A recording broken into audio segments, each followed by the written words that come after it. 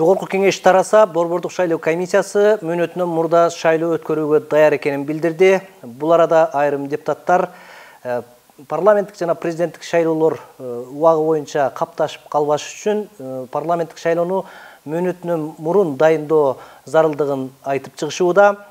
Мына ушул маселенин айланасында талкуу жүргүзөбүз. Талкууну мен журналист Кубанычбек Жолдошев алып барам. Саламатсыздарбы? Абжапар мырза, Марден мырза, студиябызга куш келипсиздер. Анда эмесе адегенде эле ушу жогорку кеңештин таратуу процедурасы кандай болушу мүмкүн? Ал өзүн өзү таратабы же кандай башка да жолдору бар? Бул жагдайда саясий маанай парламентте кандай болуп турат?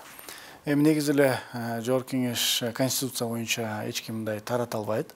Таратуу процедурасы каралган эмес, бирок өзүн таратканга жол түзүлгөн.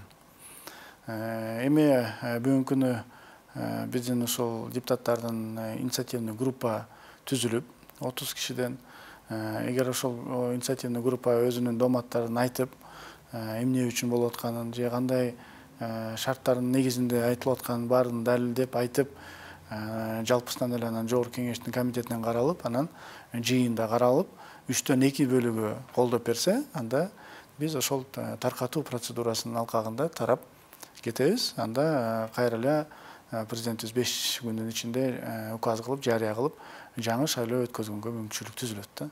Эгерде ошондой конкреттүү бир укуктук негиз болушу мүмкүнбү? Анын мөөнөттүк шарттары кандай болушу? Эми ал инициативный группанын өзүнүн айтып аткан ошол доводдор болуш керек, албетте.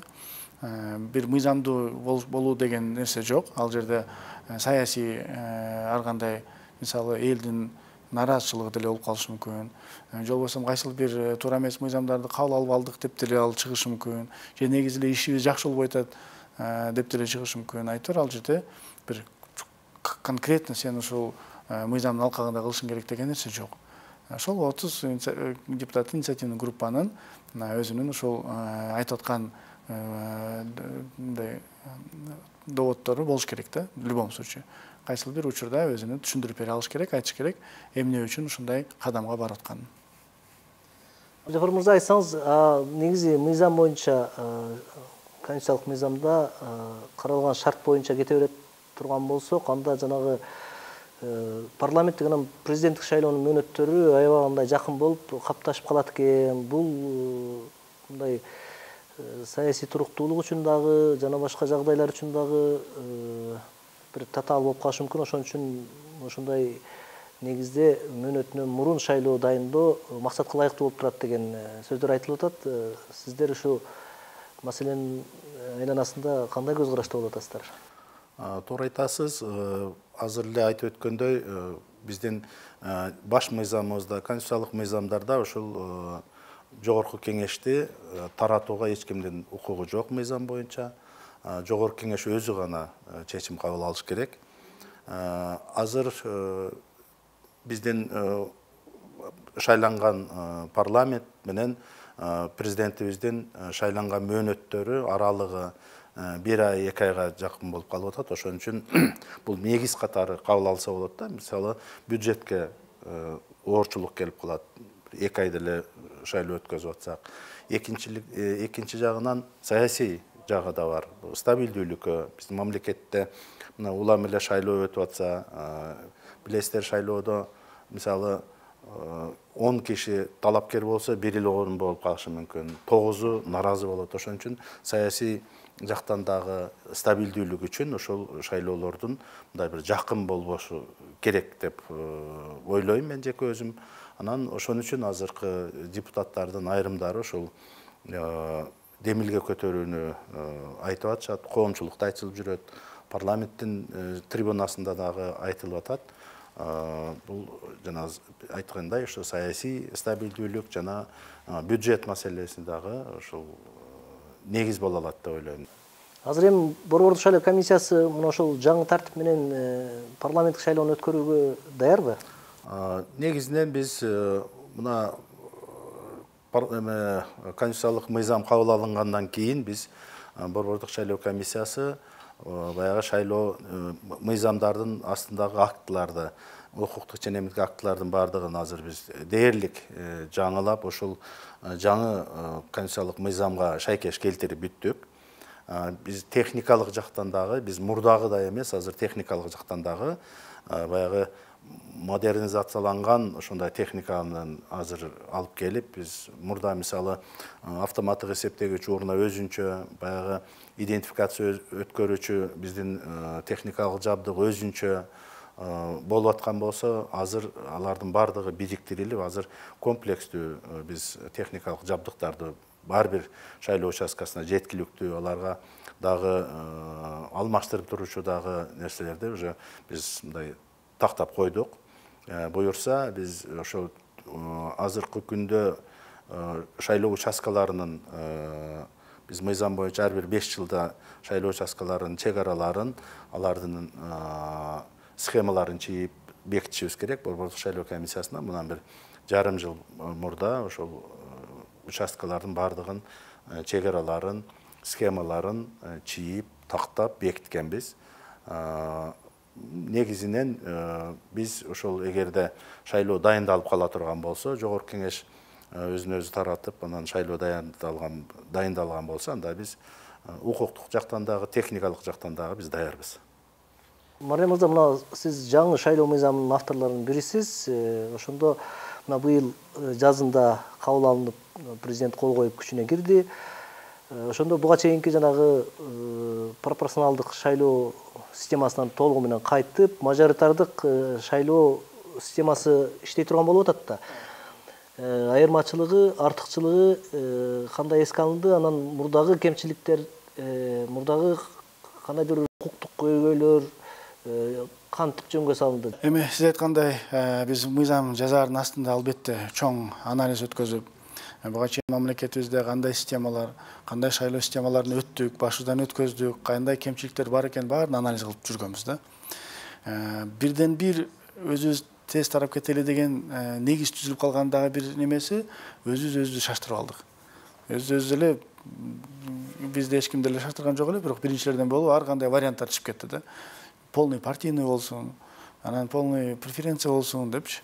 Айрым депутаттар өздөрү эле чыгарып алып, анан бул кичине өлгө түзүлүп калды. Тезирээк анда келиңиздер, анда аныктап алайлы. Эрежени аныктап алайлы, кийинки шайлоо анда кандай болот депчи.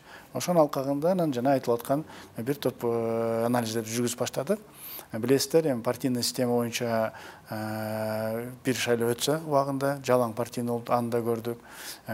Одномандатныйды көрдүк. Акыркысы аралаш системасын да көрдүк.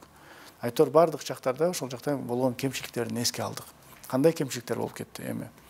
Жана партия системасына эге келе турган болсок, албетте партийный системада кандай гана нерселерди көргөн жокпуз. Ошол эле партиянын 1-орундан 10-орунга чейин орундарды сатуу, алтын мандатка ээ болуу, алдыңкылар иштебей туруп эле үйдө жатып, керек болсо эс алууга кетип калып, эртең мандатын алып алып, арттагылар баардыгы иштеп, чуркап, элге барып, жумушун аткарып, элге убадаларын берип коюп, бирок депутат болбой калган нерселерди толтура болду да. Бул өтө мындай партийный системаны булуп алган жактарыбыз. Андан соң өтүп алып партия системаны өтүп алганда деле өкмөттү формировать этип атканда ошол жакта дагы канчалаган министрлик креслолорду сатты дегендер сөздөр чыгып атты. Ушундай бир туура эмес системаларды башыдан өткөздүк деп айтат элем. Ал эми одномандатный мурдагы эски одномандатный деле башынан өткөздүк, кечээкүнкү аралаш системада деле одномандатный жагын карап көрдүк да. Ал жерде деле ошо бир топ кемчиликтер болду. Айымдарга 30% дегенибиз менен, бирок ошол одномандатный менен каралып атканда, өткөзүп атканда, алар ал квотаны каралбай калып атты. Өтпөй калып атты. Анткени бир округтан бир эле депутат шайланат. Кантип ал жерде квота кылмаксың, кантип ал жерде бөлмөксүң. Же болбосо ошол депутат одномандатныйда өтүп алгандан кийин бир жолу барды, андан кийин шайлоо жакындаганда кайра бара баштады. Ою деле, немеси деле, жумушун деле тактар алып барган жок да. Ал эми азыр ошол нерселер болбош үчүн, конкуренция болуш үчүн бир округтан 3 депутат чыгат. Баягы квотаны жабыш үчүн 2 бир бизде дээрлик көпчүлүктө эркектер өтөт, эркек, анан айымдар дагы гарантированный болуп калат. Ошондо 30дан кем эмес айымдар келет. Бул жана квота маселесин бир жагынан жетет. Экинчиси жакшы конкурентоспособный болуп калат. Бирөө барып иштеп атса, экинчиси барат, үчүнчүсү барат. Айтор ошол жакта каралбай калган айыл же каралбай калган бир какой-то район калбайт да. Анткени 3 депутат толук түрдө ошол жакта ишмердүүлүгүн алып барганга баардык өбөлгөлөр жана мүмкүнчүлүктөр түзүлүп атат. Ал эми жана партия системасы өлдү дегенден алыспыз. Азыр деле партия системасы мындай выдвигать этсе болот, көрсөтсө болот.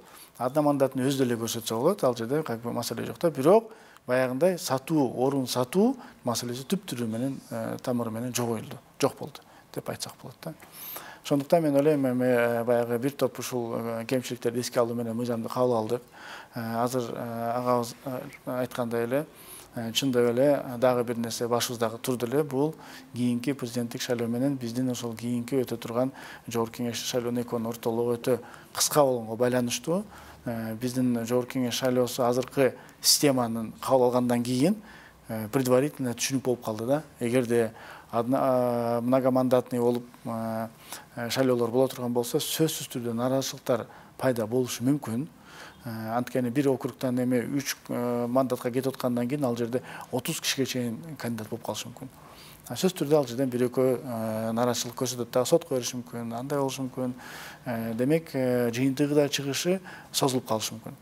Бир шайлоонун жыйынтыгы чыга электе эле уже экинчи президенттик шайлоонун агитационный периоду башталып кетип атат. Анда кандай болуп калат анда бул эки бийликтин бутагы тургусуз болуп калат. Бул биздин ушул саясий жактан мамлекетибиздин коопсуздугуна мындай өбөлгө түзүлүп турган бир момент болуп калып атат да. Эртерээк өткөзөнгөн, бул өтө туура чечим. Эми эртерээк дегенде жайда өткөзөйүн десеңиз, анда депутаттар жайда келип алып эле кайра эле немеге каникулга чыгып кетеби? Анда жумуш жүрбөй калат. Кантип элге айтасың, биз эми эле келдим, шайланып келдим, кайра эле каникулга чыгып кеттим деп. Толук түрдө жакшы иштеш үчүн анда жаңы жылга чейин эле шайлоону өткөзүп, кадимкидей эле кайрадан шайланып келсең, элгин актап туруп, добушун алып туруп келсең, кайра пожалуйста иштей бер деген өбөлгө түзүлүп атат да. Бул бир жагы. Экинчи жагы. Билесиздер, эми жогорку кеңеш, бул жогорку кеңеш шайланып аткан учур кандай эле, азыр кандай учур? Таптакыр жаңы Кыргызстанды куруп атабыз. Таптакыр жаңы башка заман. Мурдагы убадалар, ошол жердеги элге айтып аткан нерселер азыр өтпөйт. Мектеп куруп берем, сайдык куруп берем, жолун кылып берем, освещение кылып берем деген нерселер өтпөйт. Анткени анын баардыгы азыр кылынып, жасалып, эселеп болуп аткан нерсе да. Демек, адамдарга башка нерсе уже керек. Талаптар өзгөрүп атат. Ошол жерден көбүнчөсү ошол акчалуу же убадаларга, куруудууларга же пиарга же баягындай немелерге эмес, азыр көбүнчөсү интеллект жагына карала турат деген ушундай өбөлгө түзүлүп атат да. Ошондуктан мен ойлойт элем, мен деле жеке өзүм кайра шайлоо өз убагында эмес, эртерээк болушуна макулмун. Керек болсо биздин азыр фракциянын дагы жакынкы араларда жыйындар болот. Биз буну сөзсүз түрдө карайбыз, чечим кабыл алабыз. Мен ойлойм, туура эле чечим болот деп күтүп атабыз да. Бүгүнкү күндө ошо парламенттин ичинде маанай кандай болот? Ошо жана демилгелүү топ чыгыш керек деп атпайбызбы? Ошол процедуралар кандай алдыга? Эми албетте ар бир эле ошол жерде депутаттын кеткиси жок да, мындай чын айткандачы. Бирок эгерде реалдуу түрдө мамлекетиңди ойлосоң, патриот болсоң, элиңди ойлосоң, жериңди ойлосоң, анда нафсиңди, мандатыңды бул жака коюп туруп, чын жүрөгүң менен ойлонсоң, анда бул керектүү нерсе, боло турган нерсе экен, буну кылыш керек экенин осознанно мындай кабыл алсаң, анда жеңил эле өтөт да. Ошону кое бере албай аткандар мүмкүн чырылдашы мүмкүн. Ошону патриоттук сезим мындай, может быть, азыраак болуп калса, мүмкүн ошолор кандайдыр бир азыр противостояние кылышы мүмкүн. Бирок жалпысынан эгерде ушул мамлекет үчүн керек экен деген нерсени эң башына коюп алса, анда бардыгы эле буга макул болот деп ойлойм да. Эми азыр өтө айтыш кыйын, бирок дээрлик көпчүлүк эле түшүнүп эле турат. Керек экенин түшүнүп эле турат да. Бирок баары бир кийинчерээк болсо жакшы болмок эле, дагы депутат болуп отурсам жакшы болмот эле, мен эртең өтпөй калышы мүмкүн деген дагы депутаттар жок эмес да. Риск бар да, риск бар да, бул эми гарантированный эмес, эртең өтөбү, өтпөйбү. Дагы бир жыл калганда мен кийин иштейм да деген анча-мынча депутаттар дагы аябай кайгырып атат. Себеби алар ойлогон да, башында присяга берип койдум, пайда болуп койдум, кийин шайлоого бир жыл калгандан иштеп коем дегендер да жок эмес да. 3-4 жыл жөн эле отуруп койгондор бар. Аларга дагы азыр кыйын болуп атат бул чечимди кабыл алыш. Бирок мен ойлойм, эгерде мамлекетибиздин жанагындай көйгөйлөрү чыгып атса, жанагындай рисктер чыгып атса, биз сөз түрдө туура чечим кабыл алышыбыз керек. Биздин мамлекетибиздин келечегине бул жакшы нерсе. Жаңы Кыргызстан куруп аткандан кийин бул жерде жаңылануу сөз түрдө керек экен. Будан эч бир жаман нерсе болбойт, тескерисинче адамдардын талабы менен парламент элдин күзгүсү. Мен ойлойм, азыр такыр башка коом, такыр башка депутаттар келиш керек деп ойлойм. Абдыжапар мырза, мына көп жылдык тажрыйбалуу адис катары, тажрыйбалуу жетекчи катары баардык ар кандай шайлоо системалары менен иштеп көрдүңүздөр. Мына эми жаңыдан кабыл алынган, жаңыдан күчүнө кирген шайлоо мыйзамына ылайык түзүлө турган мына шайлоо системасынын өзгөчөлүктөрү, артыкчылыктары эмне экен? Ушул тууралуу бир чечмелеп берсеңиз. Туура, сиз белгилеп өткөндөй, Кыргызстан эгемендүү мамлекет болгондон бери ар түрдүү системаларды башынан өткөрүп, мисалы өкүлчүлүктүү органдарды, бийлик органдарын, аткаруу органдарды дагы шайлоо аркылуу өткөрүп келген. Мына азыр эле белгиленип өткөндөй, биз пропорционалдык система, мурда биринчи мажоритардык система менен бир мандаттуу болуп келсек, кийин аралаш системаны көрдүк, анан толук пропорционалдык системаны көрдүк. Кайра мажоритардык системага өтүп атканыбыздын деги эле ушул өзгөрүүлөрдүн, умтулуулардын бардыгы бир гана себеп, бул мыйзам чыгаруу органы болгон парламент, бул өкүлчүлүктүү орган. Негизги бир жогорку кеңештин, парламенттин бир функциясы дагы ушу өкүлчүлүк. Билесиздер, президент жана жогорку кеңеш гана Кыргызстандын атынан сүйлөй алат. Ушу өкүлчүлүктү камсыз кылуу боюнча дагы, мисалы аялдардын, биздин мүмкүнчүлүгү чектелген, ден соолугу боюнча чектелген жарандарыбыздын болушу, мисалы пропорционалдык системада, мисалы майыптыгы бар жарандарыбыздын тизмеде сөзсүз болушу, айымдардын болушу, же болбосо башка деген бардык ушул аракеттин бардыгы биздин коомубуздун ар бир катмарындагы элдерди парламентке алып келүү максат. Өкүлчүлүктүү орган дегенибиздин элибиздин бардыгын өкүлдөрү болсун деген. Илгери эсиңиздерде болсо, баягы куруучулардан болот эле, мал чарбасынан болот эле, маданият тармагынан, агартуу тармагынан болуп, бүт ушундай ал дагы өкүлчүлүктү камсыз кылуу максатында ушундай баягы градациялар менен рамка болот эле. Азыр бүгүнкү күндө биз ушуга умтулуп, мына акыркы киргизилген мыйзамга, конституциялык мыйзамга өзгөртүү дагы ушул өкүлчүлүктү камсыз кылуу. Эсиңиздерде болсо, 3-чү созуктагы парламент жалаң эркектерден туруп калган парламентте болгон. Анан ушул камсыз кылыш үчүн анан жана саясий партиялар аркылуу пропорционалдык системага өтүп, анан айымдардын болушун камсыз кылып. Эми азыр карап көрдүк, чын эле айымдарды камсыз кылса болот экен, саясий партиялар аркылуу, алардын тизмеси аркылуу. Бирок өкүлчүлүк болбой калат экен. Ар бир жерден өкүлү болбой калат экен.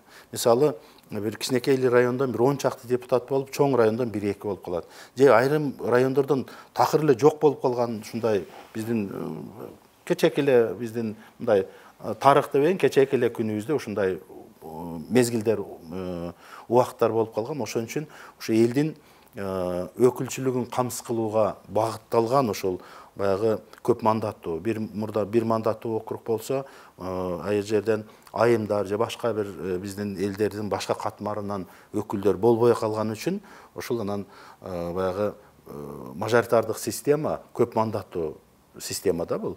Ушул 3 мандаттуу бизде азыр 30 округ болот мыйзам боюнча. Ушул 30 округтун азыр эле белгиленгендей бирөөсү бул башка жыныстагы айымдар же болбосо эркектерден болуп калышы мүмкүн, биздин жарандардан болуп калышы мүмкүн. Болуш керек да. Ошон үчүн ушундай система тандап алды. Менин оюмча бул эң негизги бир көрсөткүч, эң негизги биздин ушул парламенттин өзүнүн бир функциясы камсыз болот деп ойлойм да. Мисалы, ар бир азыр шайлоочулардын санына жараша, мисалы, бир шайлоо округда 141 миңдин тегерегинде шайлоочу бир округда болот. Ошол жерден 2 эркек мырза, бир айым болушу мүмкүн. Же болбосо эми айымдар активдүү болуп эме болгон болсо же 2 айым бир мырза болуп калышы мүмкүн. Ушундай бир өкүлчүлүктү камсыз кылууга багытталган бир аябай жакшы бир механизм деп ойлойм. Бул Кыргызстан мисалы мына бир нече системаларды айтып өттүк. Ал эми дүйнөлүк практикада ошол эле мажоритардык системанын дагы бир 10-20 түрү бар. Кандай эмелер менен. Пропорционалдык системанын дагы ошо шайлоону өткөрүүнүн мисалы мындай идеалдуу бир формасы жок да. Бул системаны парламент түзүүгө болобу, же өкүлчүлүктүү орган, башка органдарды түзүүгө бир идеалдуу ар бир мамлекет, ар бир округ болобу, же болбосо бир административдик территориялык бирдик өзүнчө бир аныктайт. Мамлекеттер аныктайт өздөрү. Ушундай кайсы система өзүнө жагат. Көп эле мамлекеттер бат-бат алмаштырган убакыттар бар. Бир жылда 3-4 жолу алмаштырган дагы мезгилдер болот. Ошон үчүн пока биз мындай идеалдуу өзүбүздүн мамлекеттин, биздин элдин менталитетине ылайыктуу бир системаны тапмайын. Азыр менин оюмча буга чейин мына 30 жылдан ашуун тарыхыбызда бир топ системаны башыбыздан өткөрдүк.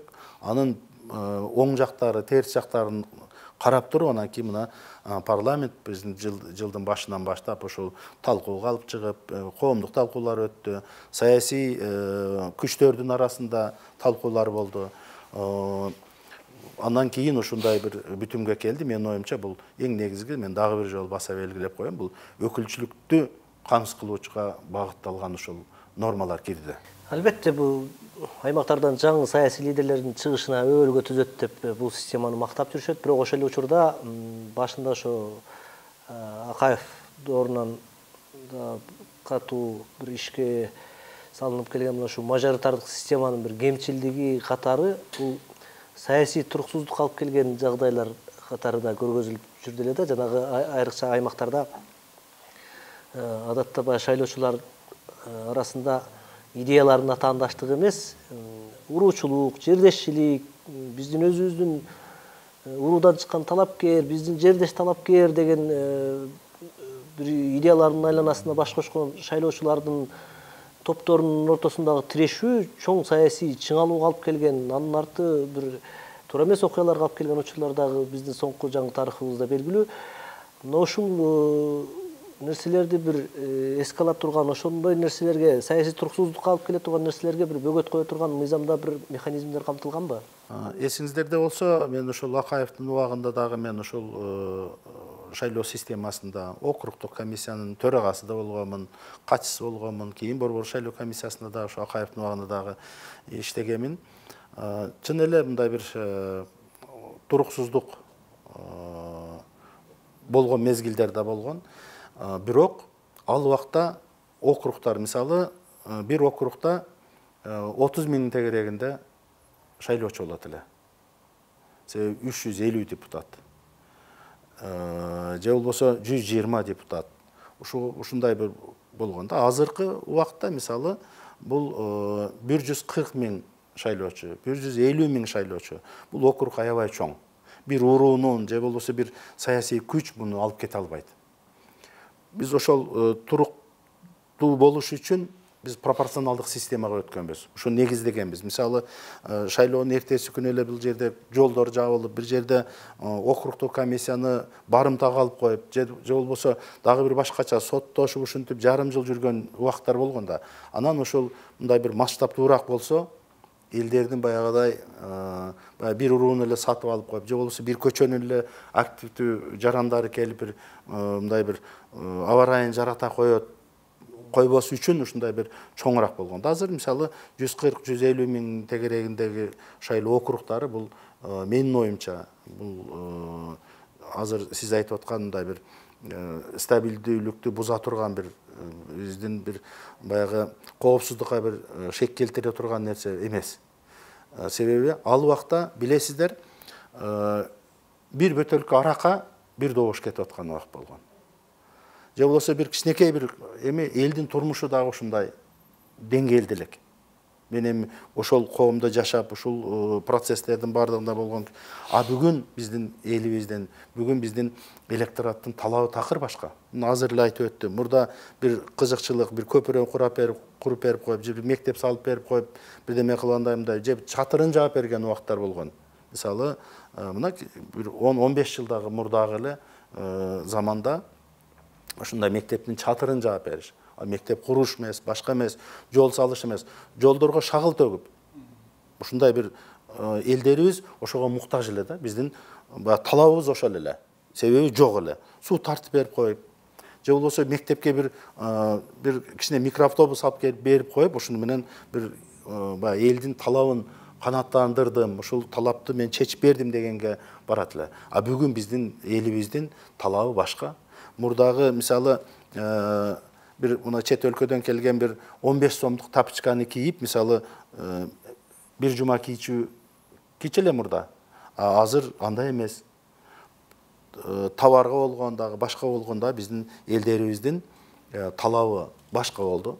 Бүгүнкү күндө азыр эле мына белгилеп өттү, мисалы жолдордун курулушу, социалдык объектлердин курулушу бул өкмөттүк экендигин, bunun мамлекет өзүнүн милдети экендигин билип, азыркы күндө мындай болуп аткан иштерди карап, ал депутаттан азыр барып жол салып бересиң же мектеп куруп бересиң деп сурабайт азыр. Анын турмушту жакшырата турган мыйзам жазып бер.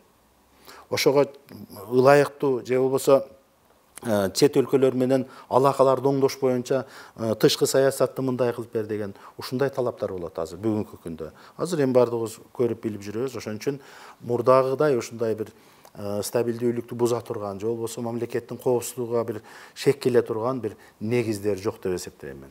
Ошон үчүн азыркы бүгүнкү тандап алган система биздин ушул коюлган максатыбызга мындай бир үндөш максатка жеткире турган бир система деп ойлойм. Кошумчалап коеюн, бул жерде Акаевдин убагы менен азыркы убакытты эгерде салыштыра турган болсо, бизде шайлоо системасынын жер менен асмандай да. Мурда билесиздер, ачык айкын административный ресурс колдонуп, ачык айкын ошол президенттен баштап ошол кандидатты өзүнө тартып, жардам берип, акими, айыл өкмөтү, мугалимдерди кыстап, врачтардан бери алып барып ошого добуш бересиң деген заман жок азыр. Бул бир.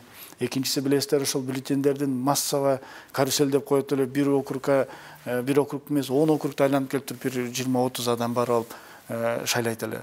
Баягындай оптом сброс болот эле бюллетендерди. Ошолордун баардыгы азыр жокко чыгып, ал дагы түздөн-түз ошол шайлоонун таза өтүшүнө элдердин нааразычылыгы алып келбейт да. Азыр мына президентибиз керек болсо шайлоолор туура эмес кылса тырс этип отмена кылып коюп атат. Көрсөтүп коюп атат, керек болсо туура жаман немеге барсаңар отургузуп коюп атат, камап коюп атат, кандидатын снимать эттирип коюп атат. Бул боюнча БШКдагы жумушун өтө жакшы алып барып көрүп атасыздар. Азыр акыркы бюллетендер керек болсо келгенде на месте чыгарат. Баягындай мурда миллион бюллетен печатать этпейсиң, на месте аласың, на месте саласың. Бул демек ошол биздин мурдагы 3 жолу революция эмнеден чыккан причиналарды жокко чыгарып, акырын келип, идеальный системанын түзүлгөнүнө жол берилди да. Бул эми баягы мурдагыдай корко турган негизи жок деп айтат элем да. Бийлик жактан только бир эле талап болот: таза өткөзгүлө, акча таратпагыла, сатып алам дебегиле, жанагындай административный ресурс колдонбогула, ал жагын баардыгын өз көзөмөлдөп турабыз дейт. Болгону бир эле ошол сиз айткан жанагы урурлук сурурлук дегенде эле ал дагы жокко чыгып атат. Анткени 140 миң тегерегинде 3-4 район кошулуп кетет керек болсочу. Кошулгандан ал жерде менин уулум, биздин уруу деген дагы нерсе ойнобойт да. Керек болсо түштүк-түндүк маселесинде дагы кесилишкен жерлер азыр жолдомо да, мындай точно чыга элек, бирок предварительно деп койсок болот. Керек болсо түштүктүн, түндүктүн дагы кошулуп аткан райондор бар. Же болбосо ошол түштүктүн же түндүктүн өзүндө дагы областтардын арасында кошулуп кеткен райондор бар. Демек бул эмнеге алып келет? Бул түздөн-түз баягындай бөлүнүүгө, жарылууга мындан ары жол жок дегенге алып келет да. Баягы агайыз айткандай эле түп-түз эле өкүл, эл өкүлү деген атына жараша заты болуп, элдин гана көйгөнүн, элдин гана ошол жактан өкүлчүлүгүн реалдуу түрдө мындай ойлой турган адамдар келип, чыгып иштей турган жакшы бир жол түзүлүп атат да. Бул дагы биздин жашообузда, биздин тарыхыбызда болбогон нерсе. Албетте буну биз дагы көрүшүбүз керек. Буну көргөндөн кийин мен ойлойм жакшы мындай результаттардын алкагында дагы көрө жатабыз да. Бирок ниетибиз каалообуз бир гана ошол. Элдин өкүлү болгондон кийин бар дагы эл менен иште, элдин көйгөйүн чеч. Жакшы мыйзамдар жазып бер, жашоону жакшырта турган мыйзамдар жазып бер, экологияны сактай турган мыйзамдар жазып бер, инвесторлорду тарта турган мыйзамдар жазып бер, ошол жакта жумушчу орун түзүлө турган мүмкүнчүлүктөрдү түзүп бер. Инвесторлор келсин, жумуш орун түзүлсүн, айтор жашоо жакшырсын деген гана ушундай талаптар гана болот деп ойлоп атабыз. Арай мырза, мына айтсаңыз, ушу жаңы шайлоо мыйзамында ошо саясий атаандаштыкты камсыздай турган кандай жаңы шарттар киргизилди? Эми саясий атаандаштык ачык айкындык, жана мен айткандай эле мурдагыдай бийлик тактан какой-то бир кишилер гана өтөт деген нерсе жок. Бул эң жакшы чоң нерсе. Каалаган киши каалагандай катыша берет. Баягындай отуруп алып, эртең бүрсүгүндө сен уже заранее эле билип койсуң, сен депутат болот экенсиң, же депутатты сатып алдың, мандатты сатып алдың деген нерсе жок. Демек, мен ойлойм, бул конкуренция жактан жаштар үчүн, ошол округтан чыга турган балдар үчүн, айымдар үчүн бардыгына бирдей эле шарт түзүлдү деп ойлойм да. Шарттардын бардыгы бирдей эле түзүлүп берди. Болгону элдин добушуна ээ бол. Буга чейин эл үчүн иштеген болсоң, ошол нерселерин көрсөтүп бер. Же болбосо жакшы бир иштеп бере алам деп көрсөтүп бер.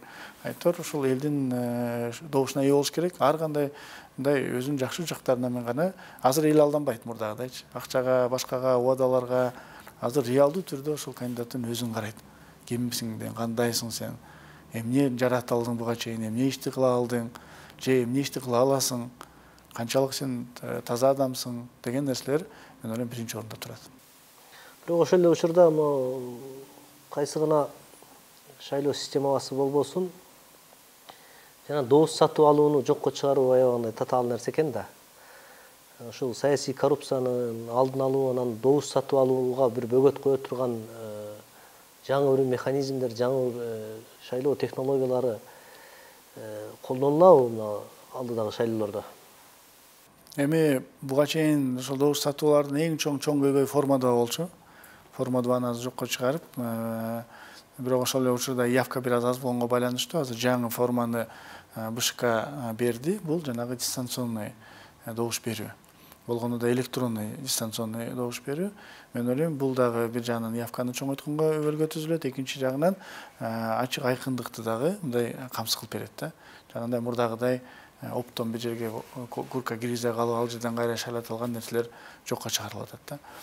Ал эми мен байгы айтпадымбы, буга чейин президентибиз ошондой нерселер болгонго байланыштуу целый партияларды, целый кандидаттарды сразу эле чыгарып коет. Бул дагы БШКнын ишмердүүлүгү, президенттин тапшырмасынын алкагында бир чоң эле сигнал болду деп ойлойм. Мен ойлойм, бунун алкагында эч ким андайга барбайт да. Анан күтүлүп атат, конечно, андай дагы нерсе болот. Өтө карашат мунусунда дагы. Анан сөз түрдө показательный дагы бир-эки ошондой нерсе болот деп ойлоп атам да. Ошондо мен ойлойм, башкалар үчүн чоң үлгү болот дагы, токтойт ошол нерсечи. Токтойт. Анан эми жоопкерчиликти эч ким алган эмес. Жоопкерчилик турат. Жоопкерчилик кандай күчөтүлгөн болсо, подкуп боюнча камалып кеткенге чейин барат. Эгерде ошондой нерсеге бара турган болсо, анда Кудай сактасын, бирок ошондой нерселер дагы каралган мыйзам боюнча. Абдыжаппар мырза, мына жаңы шайлоо мыйзамында калктын түрдүү катмарынын өкүлдөрү ушу парламентке келип өздөрүнүн пикирин айтып, ошол түрдүү катмардын кызыкчылыгын коргой турган, аймактардын кызыкчылыгын коргой турган шарттар, өргүлөр түзүлдү деп атабыз. Бирок ошол эле учурда айрым бир эксперттер да айтып атат, жанагы мыйзамдагы күрөө босогосунун жогорулатылгандыгы ошо бардык эле каалоочулардын ушу шайлоого аттануу, шайлоого баруу мүмкүнчүлүгүн чектеп коет деп, сиздин көз карашыңыз кандай? Эми албетте биздин баш мыйзамыбызда ар бир биздин жаран шайлоого жана шайланууга укугу бар. Бирок бардык эле шайланат экен деген сөз эмес да бул. Ал өзү көрсөтүлгөн ушундай кайсындай кандай бир талаптар менен шайлана алат. Мисалы, сиз айтып аткан күрөө ооба, бул бир айрым бир жарандар үчүн бул босого болушу мүмкүн. Бирок мисалы кээ бир жарандар ушунчалык элдин кызыкчылыгы үчүн, ошо коомдун кызыкчылыгы үчүн иш кылып аткандарга ал өзү эле чогултуп, же чөнтөгүндө болбой калышы мүмкүн, бирок ушуну көргүбүз келет да, бир мисалы жаранды ошол эл өзү алып чыгышы мүмкүн. 300 000 сом деген ал күрөө мисалы. Эми билесиздер, бул эмне үчүн бул күрөө коюлуп атат? Бул мамлекеттин бир байып кетели же бир жагын бүтөп калсын, бир тешигин жамап калсын деген сөз эмес. Эсиңиздерде болсо, мына жакынкы эле биздин тарыхыбызда 90 президентке талапкер болду. Көрдүңүздөр, артисти да чыгып атты, башкасы да жумушу жок. Бир жаран ушул келип мен арыз берет элем дейт. Анан кандай эмне иштериңиз бар деп мындай бир аңгемелешип отурсак, мен бекермин дейт. Ушул мына 16-17 жылдан бери мен бошмун дейт. Анан ушу эми бош жүрбөй дегендей дейт. Ошон үчүн бул шайлана турган киши даяр болуш керек. Мисалы ошол элге, ошол коомго бир пайдалуу бир мисалы жүгүн көтөргөнгө даяр болуш керек. Жүгүн көтөргөнгө, ошого бир идея менен камсыз кылып бергенге, ошого ылайыктуу бир мыйзамды жаза турган деңгээлге жеткен азаматын биздин элибиз өзү көтөрүп алат. Мисалы ошол мыйзамда каралган. Ошол өзүнчө шайлоо фонду түзүлөт. Шайлоо фонду ошол талапкер болгон киши фонд түзөт дагы, фондуна бүт юридикалык, физикалык тараптар акча чегериши мүмкүн. Ыктыярдуу чегерүүлөр болушу мүмкүн. Ошолордон да кылса болот. Эми мен такыр эле ушул 300 000 сом акчасы жок киши деп сиз азыр айтып атканыңызга да ушундай да жол бар да. Бул баягы укукту мындай бир чектебейт, тескерисинче биздин татыктуулар келгенге бир мындай бир жол ачат. Анан мына буга чейин азыр эле сөз болду, суроо добуштарды сатып алуу. Добуштарды сатып алууга мыйзам жагынан дагы азыр мисалы ошол уголовный кодексте уголовный жоопкерчиликти каралган ушундай нормалар катуу болду.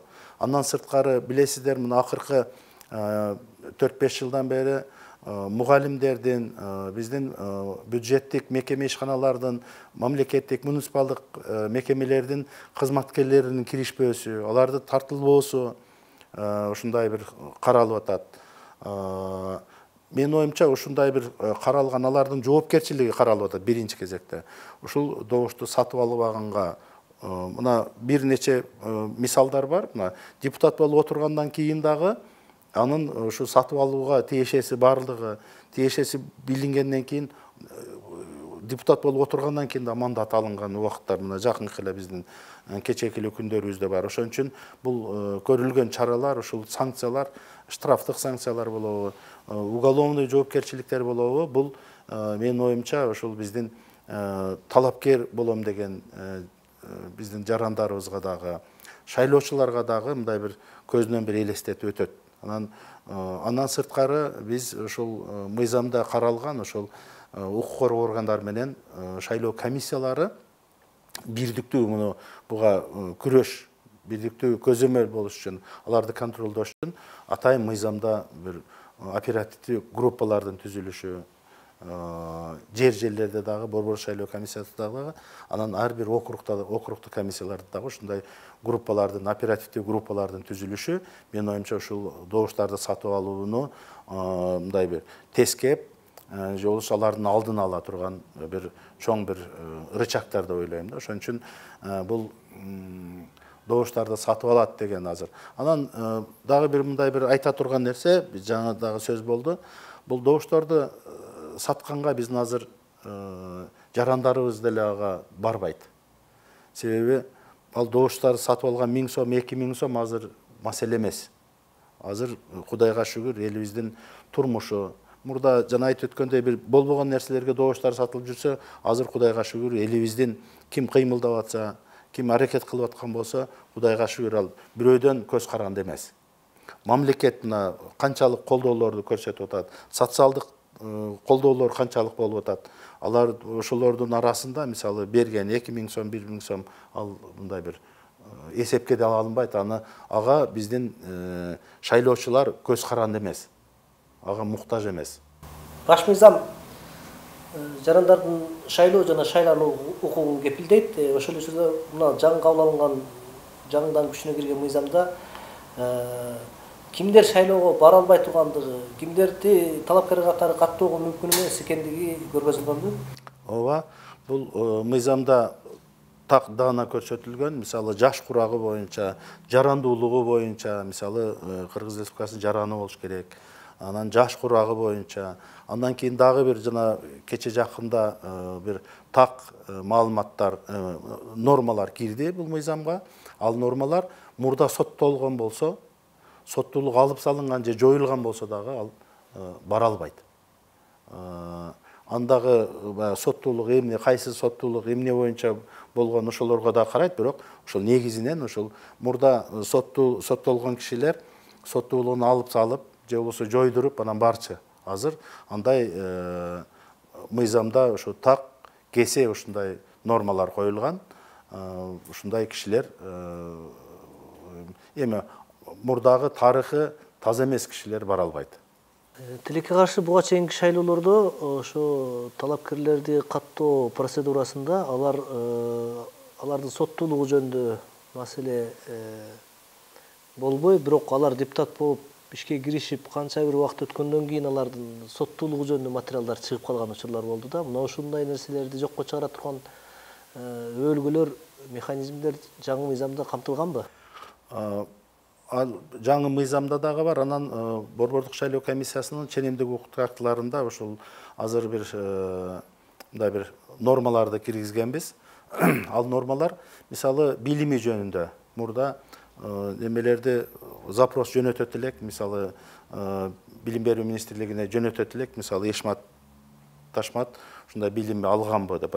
Себеби билими жөнүндө дагы талап бар да. Анан ал мисалы чет жакта окуса же болбосо биздин эле вуздарда окуган болсо, кээ бир убакта аларды айлап, бир айлап, эки айлап жооп келбей туруп калат эле. Анан биз анын мөөнөтү бар, билесиздер. Мөөнөтү менен биз каттаганга мөөнөттөн өткөрүп ийгенге болбойт. Ошон үчүн мөөнөтү келгенде биз каттайт элек. Анан кийин ошол мисалы билими жөнүндө документи туура эмес болуп калган болсо, калп документ болгосун, жасалма документ болуп калса, аларды кийин эми алганга туура келген. Ошол эле сиз айтып аткандай соттуулугу боюнча дагы ушундай маселелер келип калды. Азыр бизде түндүк деген мекемелер аралык түндүк система бар. Ошол системадан өзүбүз эле көрөбүз азыр. Себеби билим берүү министрлиги дагы, ички иштер министрлигинин алдындагы баягы башкы маалымат борбору дагы азыр бардыгы ошол системага бириккен.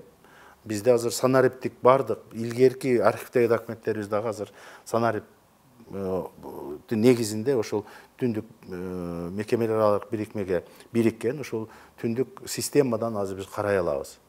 Биз азыр бул маселени баягы 2 ай күтүп, 3 ай күтүп, өзү негизи шайлоо 2 ай болуп атса, документти текшерүү Борбор шайлоо комиссиясына же шайлоо комиссияларга 10 эле күндүк мөөнөт берилет.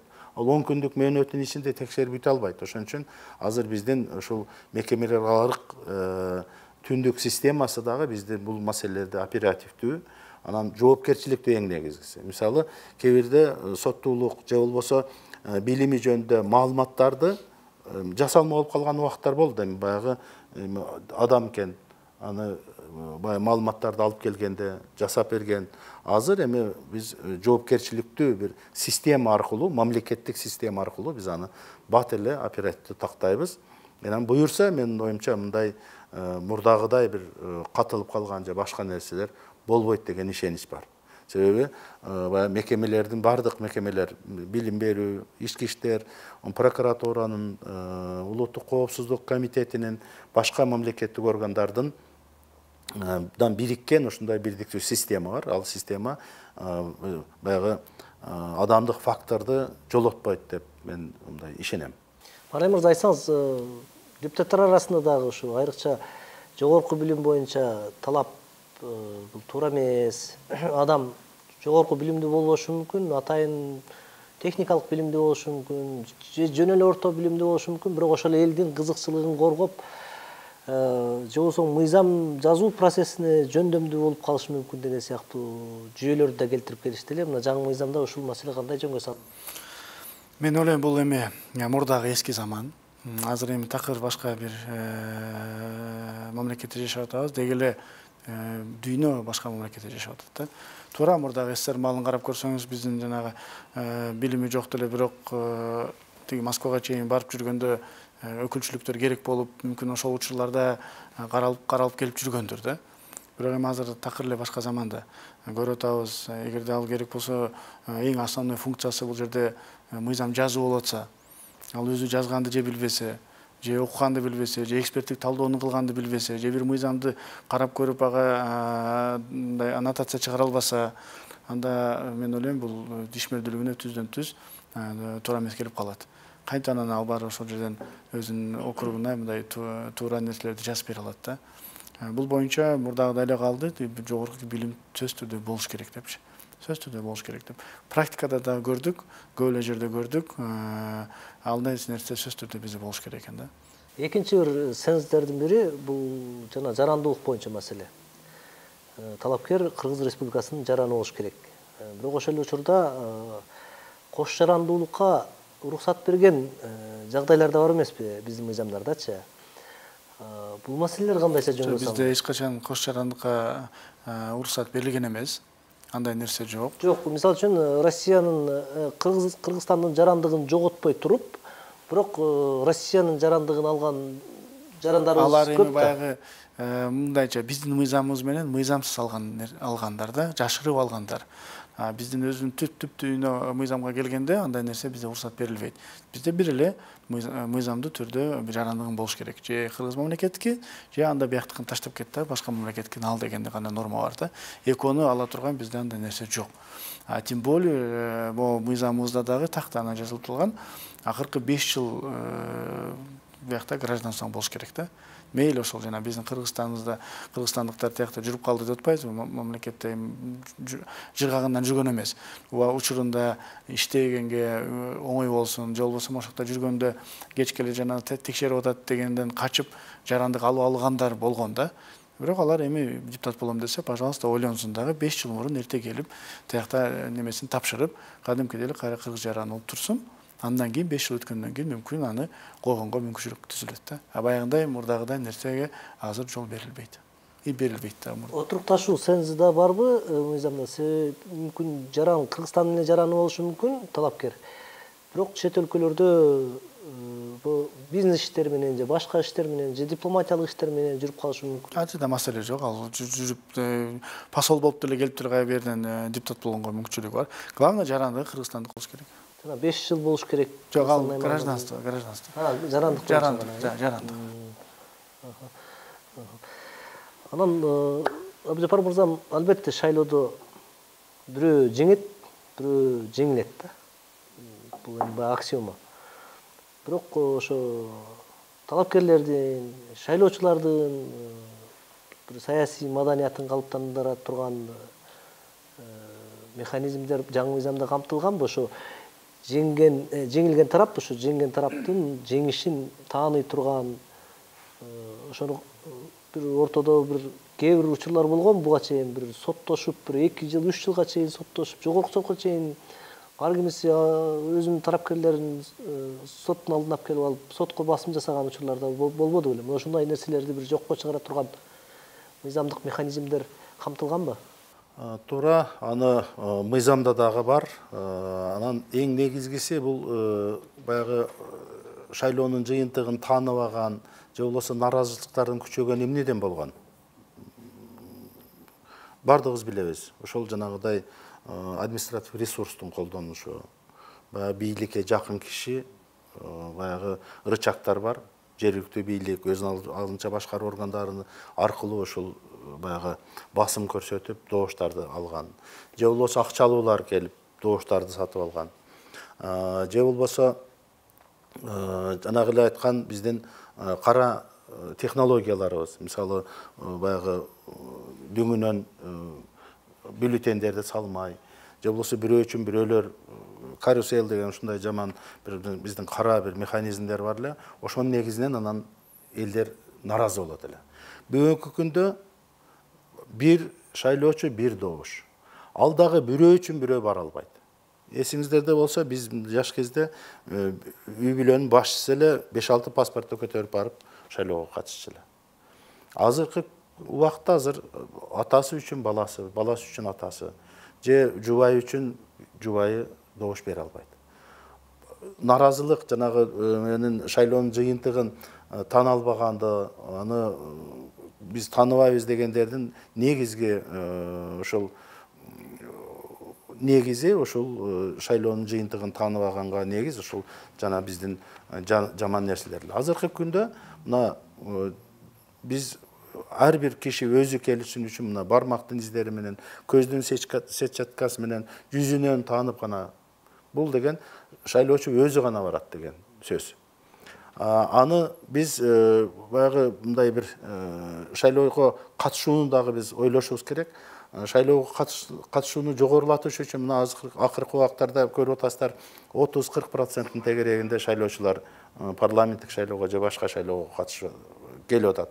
Ошону жогорулатыш үчүн мына жаңы технологияларды колдонуп атабыз. Бүгүнкү биздин заманбап технологиялар бул электрондук, дистанциялык, аралыктан добуш берүү.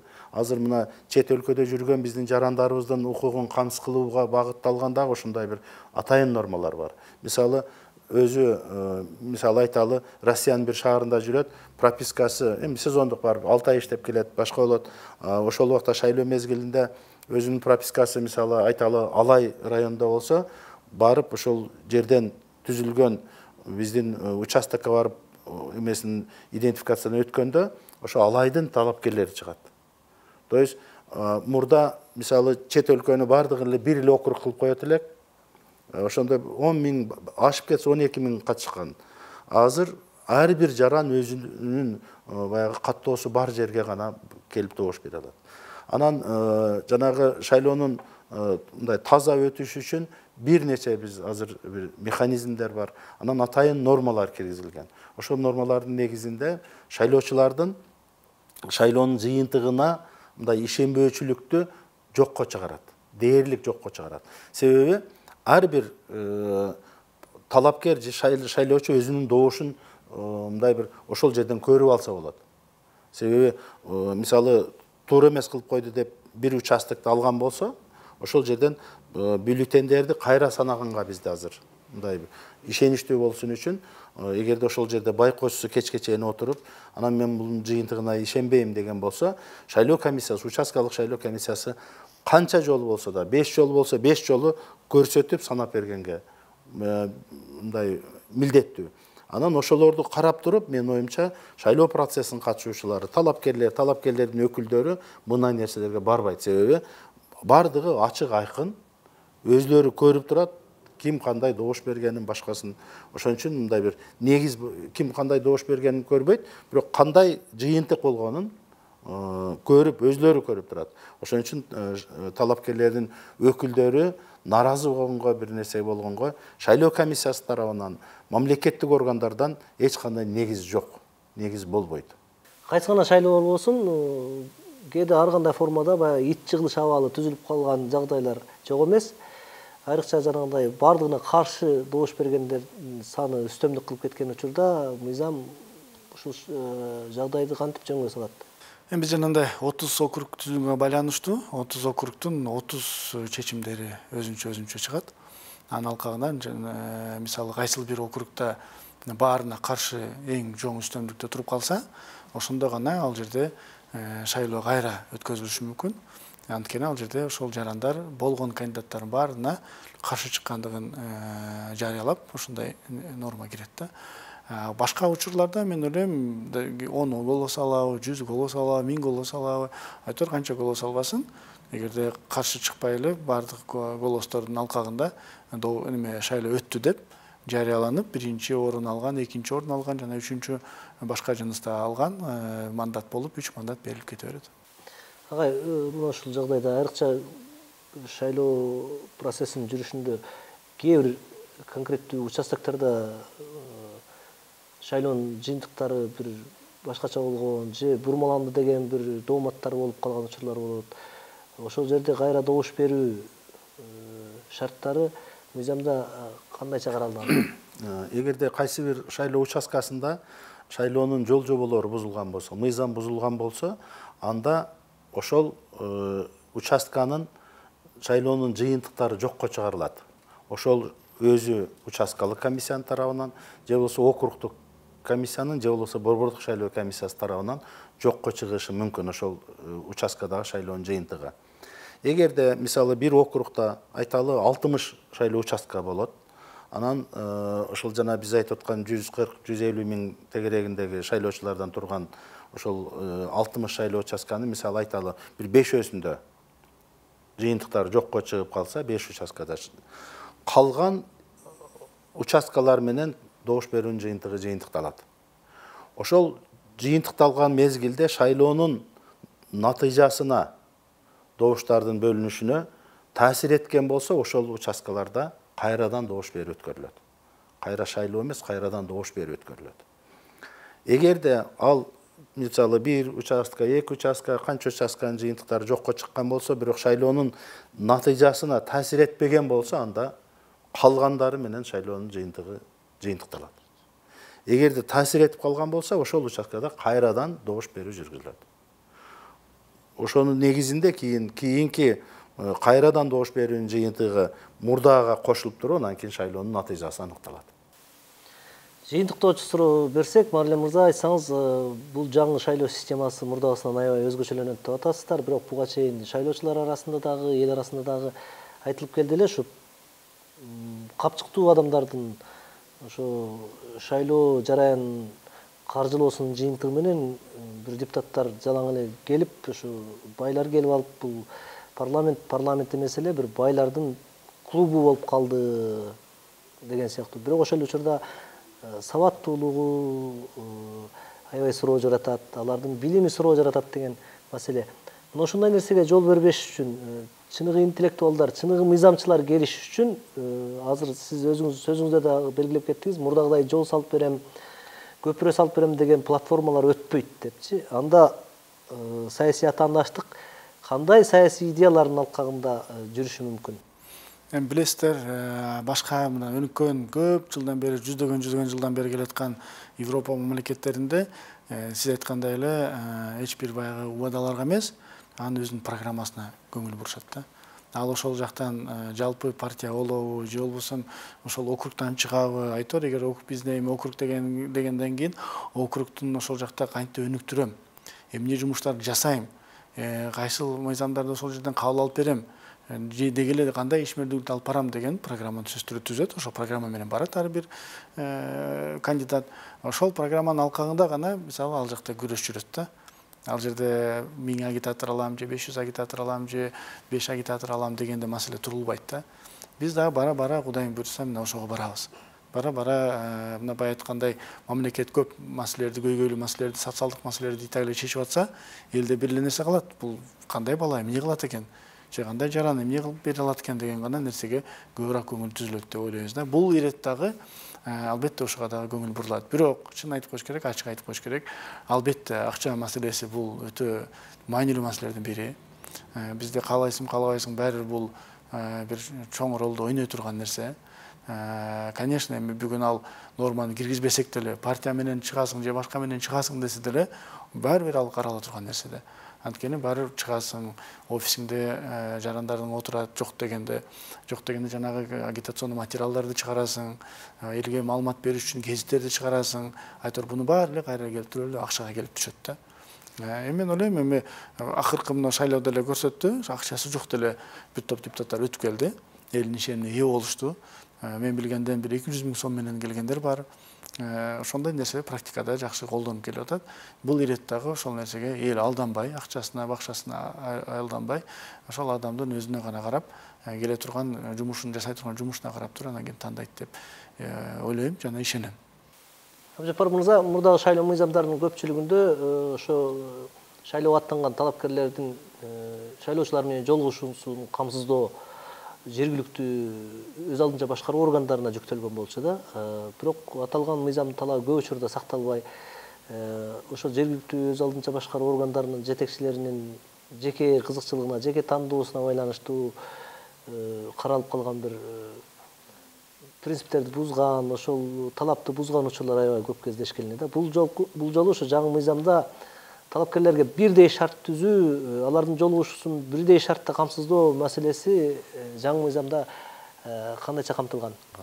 Туура шайлоо комиссиялары мамлекеттик муниципалдык органдар менен биргеликте ошол ар бир талапкерге бирдей шарт түзүп бериш керек. Бул боюнча биз Борбордук шайлоо комиссиясында дагы атайын жумушчу топ болот. Ошол жумушчу топ аркылуу мисалы ар бир округдук шайлоо комиссиясы мисалы айталы 20 талапкер чыкса бир округтан, ошо 20 талапкерди биз чогуу коллективдүү жолугушууларды өткөзөлү график менен.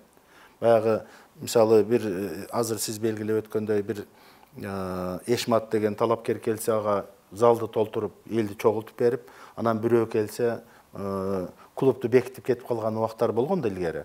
Ошондой болбосун үчүн биз азыр ушундай пландаштырып атабыз.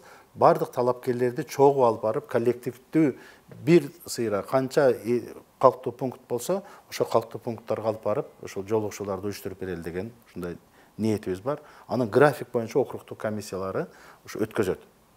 Ар бир айыл өкмөткө барып, бирден мисалы саат график менен бардык талапкерлерди алып барып бирдей. Анан негизгиси талапкерлер бул эми эл менен жолугушуу өткөрүүнү, үгүт материалдарын чыгарып таратуунун формаларын өзлөрү талапкерлер өзлөрү аныктайт, ошонун негизинде болот.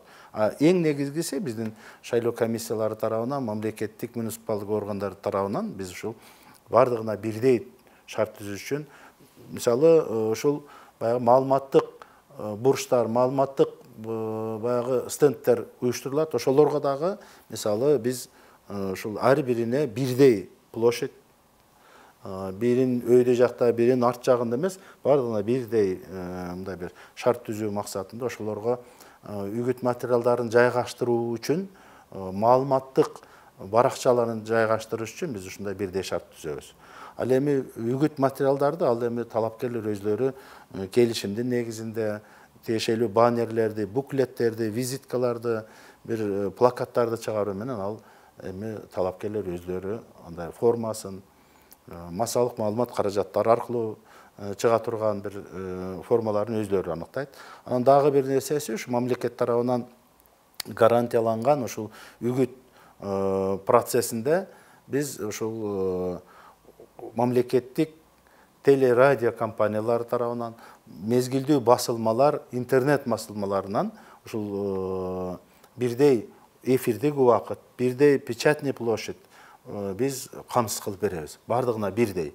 Ошол телерадио бүттүм. Мына сиздердин дагы маалыматтык борбор аркылуу дагы ушундай бир биз ошо талапкерлерге бирдей эфирдеги убакыттарды, площадьтарды беребиз биз. Ал мамлекет тарабынан гарантияланган талапкерлер үчүн. Бул дагы ушул ар бир талапкерге бирдей шарт түзүүнүн бир формалары. Келип талкууга катышып берип, ошо жаңы мыйзамдын айрым жагдайларын чечимдеп бергениңиздер үчүн чоң рахмат. Куш келипсиздер дагы бир жолу студиябызга. Жогорку кеңеш өзүн өзү таркатып, жаңыдан парламенттик шайлоо дайындала турган болсо, аны өткөрүүнүн жагдайлары жана шарттары кандай болушу мүмкүн деген теманын айланасында биз мыйзамдын авторлорунун бири Жогорку кеңештин депутаты Марлен Маматалиев менен жана Борбор шайлоо комиссиясынын мүчөсү Абжапар Бегматов мырзалар менен талкуу жүргүздүк. Талкууну мен журналист Кубанычбек Жолдошов алып бардым. Саламатта туруңуздар.